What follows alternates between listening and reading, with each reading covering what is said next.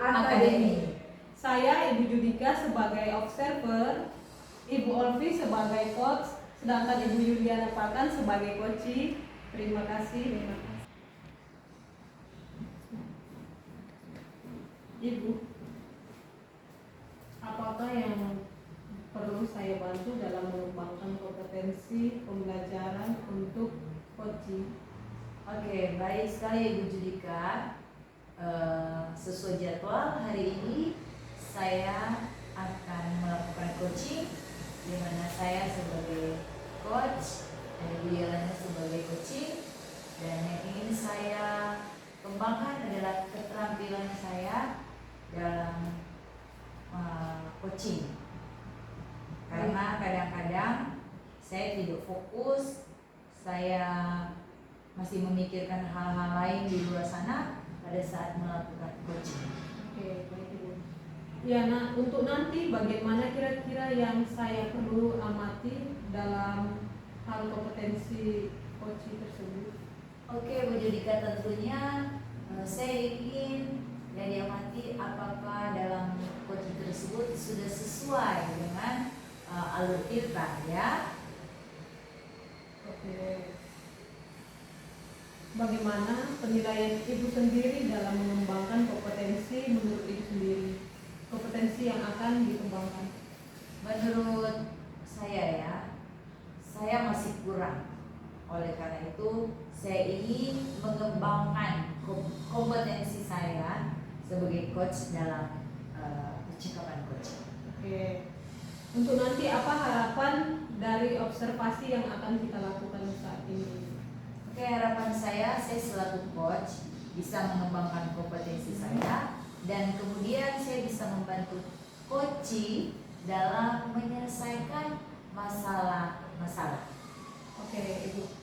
Kita akan memulai praktek yang kita sudah pelajari dari modul-modul sebelumnya. Oke. Sekarang kita akan memulai semuanya dari yang sudah kita janjikan dengan Ibu coachee. Bisa kita mulai, Ibu? Bisa. Oke.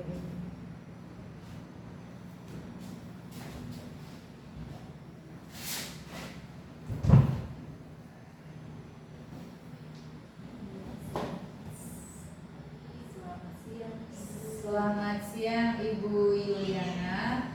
Baik Ibu, bagaimana kabarnya hari ini? Luar biasa baik, Bu. Oke.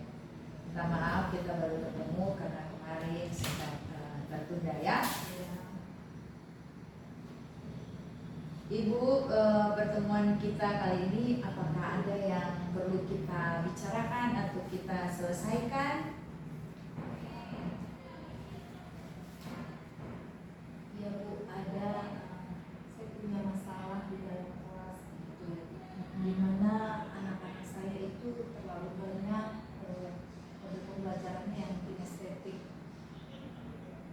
Oke, jadi Ibu menghadapi tantangan pada saat pembelajaran di mana anak-anaknya itu kebanyakan kinestetik ya. Apakah itu ada yang cowok atau yang cewek, Ibu Yuli? Oh iya, anak saya itu, Bu, sebenarnya di dalam kelas itu kata yang kinestetik imbang sih, ada cowok ada cewek, mungkin sekitar 20 dan 20, karena sebagian kan banyak dari pedalaman gitu. Jadi banyak yang hanya monoton saja begitu, Bu. Oke, jadi kelasnya Ibu sebenarnya anaknya aktif ya Ibu? Ya, anaknya kelebihan energi. Dari Ibu paparkan tadi tentang gaya belajar kinestetik.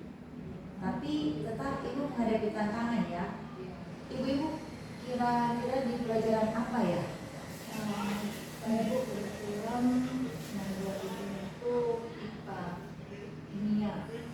Oke. Kimia, karena kan sekarang kurikulum mereka sudah tidak ada, kan individualnya semuanya begitu. Jadi saya mengajar kimia, IPA gitu. Oke. Jadi sebagian besar anaknya sebenarnya aktif ya Ibu? Iya.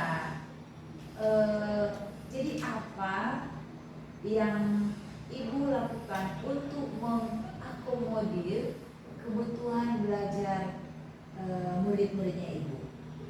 Ya, kebutuhan belajarnya sebelum saya masuk, kalau awal masuk itu Bu, saya menggunakan dulu siswa saya melakukan tes diagnostik gitu Bu. Nah di situ hasilnya saya ketahui anak-anak saya senangnya yang bagaimana. Mereka kan senang, katanya mereka langsung mempraktekkan demonstrasi begitu. Jadi ya mereka senangnya itu langsung bereksperimen bukan dalam kelas saja begitu. Oke, baik Ibu. Rencana ke depan untuk mengakomodir kebutuhan belajar, selain itu apa yang Ibu akan lakukan lagi? Selain itu belajar di praktek di dalam kelas itu, biasanya itu saya membawa anak-anak itu keluar dari kelas di mereka di alam begitu, apalagi materinya sekarang itu niat jauh. Jadi saya katakan coba perhatikan sekelilingmu gitu, apakah ada sampah gitu. Jadi saya membuat kelas untuk menyenangkan, bukan di dalam kelas saja, tapi saya menyuruh mereka keluar. Selain itu juga kadang saya katakan bisa membawa HP gitu, kalau materinya pas gitu. Jadi Ibu memenuhi kebutuhan belajar murid selain praktek, belajar di luar kelas ya, di dalam kelas bisa menggunakan media HP. Nah, sekarang kapan kira-kira Ibu akan merealisasikan belajar di luar kelas atau di dalam kelas dengan menggunakan media HP? Ya, mungkin ada materi yang nantinya itu yang cocok dengan penggunaan media HP gitu. Misalnya ada proyek nanti misalnya tentang limbah. Jadi saya katakan apakah coba perhatikan apakah di sekolah itu sudah ada limbah gitu. Mereka saya keliling-keliling di area sekolah, baru nanti mereka sebutkan gitu. Jadi mereka juga nanti mencari literatur lewat HP gitu. Oke, baik Ibu Yuli, dari pemaparan Ibu tadi saya bisa menyimpulkan bahwa anak-anak Ibu ketika melakukan praktek, karena anak-anak ini super aktif ya, jadi mereka butuh pengawasan yang super juga ya. Nah, kira-kira rencana Ibu tentang pengawasan ini seperti apa? Iya Bu, kalau rencana saya, pengawasannya saya itu kalau di dalam lab kemarin itu saya belum membuat kesepakatan kelas. Yang ada itu kan kesepakatan dari wali-wali kelas dengan guru bidang studi yang di dalam kelas saja. Kalau dalam lab itu kami belum membuat, jadi itu yang belum. Nanti saya berusaha membuat kesepakatan kelas khusus yang ada di dalam lab, karena kalau mereka melakukan praktek, kalau mereka sudah melakukan, kelompoknya sudah melakukan, kadang mereka berdarah sama teman-teman lainnya gitu. Oke, Bu Yuli, mungkin ya anak-anak ini masih berproses. Apakah Ibu sudah merasa mengakomodir kebutuhan belajar dari murid-murid Ibu? Ada gambaran cara lain untuk mengakomodir kebutuhan belajar mereka? Iya Bu, tadi kan sudah saya katakan bahwa saya akan membuat kesepakatan dia. Jadi saya akan memfasilitasi anak-anak saya belajar di lab, tapi sebelumnya anak-anak saya itu saya ajak dulu untuk komitmen betul-betul, jangan asal buat-buat saja. Ini ada kesepakatan kelasnya gitu. Jadi kalau mereka yang membuat, sama kemarin saya membuat kesepakatan kelas, tapi mereka terlihat. Saya katakan kami yang buat sendiri, jangan ibu guru.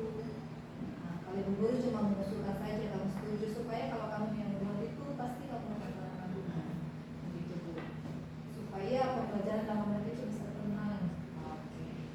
Kalau begitu kapan kira-kira reaksi untuk mencari solusi? Mungkin kalau untuk mencari solusi saya bisa minta pendapat atau bertukar pikiran sama sejawat, sama kepala sekolah begitu. Terus saya juga bisa meningkatkan kompetensi saya dengan mengikuti pelatihan-pelatihan Bu. Oke, baik sekali Ibu Yuli. Saya kira Ibu sudah menemukan titik terangnya ya. Ibu sudah memiliki solusi untuk masalah-masalah tersebut, dan di lain waktu jangan ragu untuk kita bisa share untuk saya bisa membantu Ibu Yuli. Iya Bu, terima kasih Bu. Oke, terima kasih sekali Ibu Yuli untuk waktunya. Sekarang kalau Ibu Yuli ada keperluan atau kepentingan aktivitas di luar, silakan. Mungkin. Iya Bu, terima kasih ya Bu. Betul saya lagi menyediakan anak-anak. Terima kasih waktu. Oke, terima kasih Ibu Yuli atas waktunya. Ya, Ibu, yang demikian dari percakapan yang antara coach dengan coachee. Saya sebagai observer akan menaikkan bagaimana Ibu sendiri menilai performa dalam kompetensi yang dilakukan tadi. Oke, terima kasih Bu Judika. Kompetensi yang perlu saya tingkatkan ya di awal perbincangan tadi, jujur. Tadi saya masih agak-agak terganggu sedikit, masih memikirkan ada persoalan-persoalan personal di luar ya, yang membuat saya kadang tidak terlalu fokus ya, dan saya mengembalikan konsentrasi saya untuk bisa mendengar Ibu Yuli dengan sepenuh hati dan dengan respons yang baik. Iya, oke. Ibu, bagaimana kira-kira tindak lanjut yang akan dilakukan pada saat kompetensi berlangsung? Oke, kalau menurut saya sama-sama ya belajar. Saya akan meningkatkan kompetensi saya dengan cara mengikuti pelatihan-pelatihan. Selain itu juga bisa mendengarkan coaching dengan rasa ya, untuk meningkatkan pertanyaan-pertanyaan berbobot pada saat coaching, sehingga bisa menggali ide-ide dari coaching dan dapat mengajukan pertanyaan kembali kepada coaching. Iya Bu, terima kasih. Kiranya percakapan kita dari awal pertengahan sampai sekarang ini bisa menjadi bisa bermanfaat bagi kita semua menjadi pemantik CGP berikutnya. Ya, terima kasih Bu. Sama-sama Ibu Judika.